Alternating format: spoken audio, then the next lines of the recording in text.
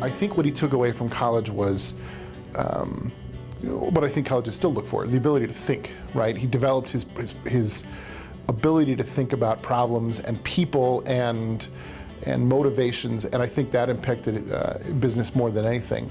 He majored in business and I think minored in philosophy at Carroll, but truly to his heart he was more of an engineer, because he was very inquisitive, loved to know how things work, loved to, the challenge of making things better, whether it be a process or a product, and had many successes in those areas. At work, he was constantly teaching. He would talk, he would get involved in the most elementary projects, and most people would say, oh, he micromanaged. But that's really not what he was doing. He took every opportunity he had to talk to an employee and teach. And he would encourage all of us, when you make a decision, don't make a decision based at the level that you're at. Pretend you own the place. He drove everybody to improve themselves.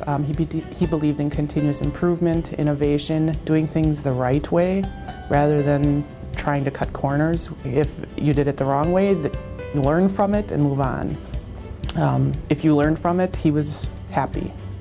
And I think that's the reason we started with 3 machines from the other plant and grew into 130 corporate-wide, is because we did it, let's say, with the help of everybody, and it was a model that we could replicate, and it just worked, and it made us more competitive. We didn't have layers of high cost management. We had layers of people that were helping management and management that was helping people. He was all about partnerships, so I think it was a way to build the business, especially in our contract side of the business, which is not toilet seats, but custom plastic products for other industries like agricultural with John Deere and Caterpillar. But it was, I think it was his partnership approach that really spurned the growth of our contract division. I think the other element of what has really made Bemis successful was an insatiable drive for innovation in everything. He wanted new exciting products to take to market. He wanted new technologies to make those products cheaper, better, with less energy, with less labor. He wanted ideas about how to rearrange the plant, or he brought in robotics in the mid-1980s when it was not something that anyone was doing. It was very nascent at the time. His development of some of the injection molding technologies that we still use today is really a big part of why we've been successful. The other thing is, a big part of our business, half of our business is toilet seats. And a lot of people will laugh when they say, how do you innovate in a toilet seat? But he and the teams that he worked with, especially after he became CEO in 2006, came up with all kinds of stuff that changed the way that toilet seats were installed, that changed the way that plumbers looked at them, dealt with them, changed the way consumers thought about them. You take this very sort of simple product, this very commodity product, this almost laughable product, and you bring real innovation to it. He was disrupting before disrupting was a thing, was a term. From a management standpoint, from innovation, they're huge.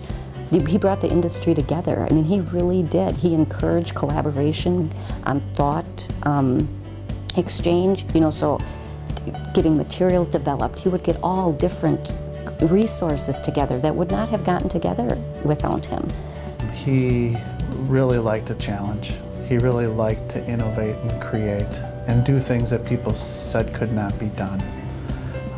A lot of times he would commit to doing things that he had no idea whether or not we could do, but he had faith in the people that he worked with that they would figure it out.